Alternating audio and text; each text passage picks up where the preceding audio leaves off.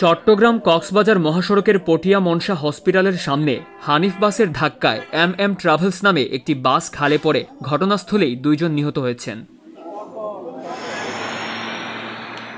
নিহতের নাম মোহাম্মদ সাবু। তিনি উপজেলার উত্তর হরিণখান গ্রামের মৃত আব্দুর রহমানের পুত্র। অপরজন ভোলা, তিনি মনসা এলাকার বিনানিহারা গ্রামের নূরনবীর পুত্র। এ সময় আহত অবস্থায় আরও 2 জনকে চট্টগ্রাম মেডিকেল কলেজ হাসপাতালে প্রেরণ করা হয়েছে। আহতদের মধ্যে হানিফ নামের একজন গুরুতর আহত হন। রোববার সকাল 9:30টার দিকে এই দুর্ঘটনাটি ঘটে। সূত্রে জানা গেছে, পটিয়া থেকে যাত্রী নিয়ে এম ট্রাভেলস চট্টমেট্রো একটি পরিবহন শহরমুখী যাচ্ছিল।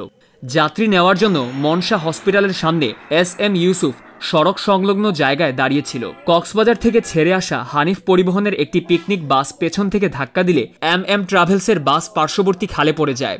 ঘটনাস্থলে থাকা সাবু ও পরে চিকিৎসাধীন অবস্থায় ভোলা মারা যান।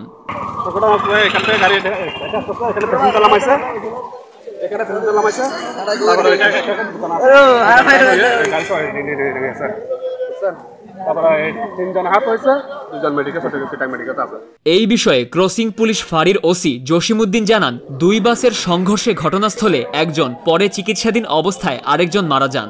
খবর পেয়ে ঘটনাস্থল গিয়ে গাড়ি ও ড্রাইভারকে আটক করা হয়েছে।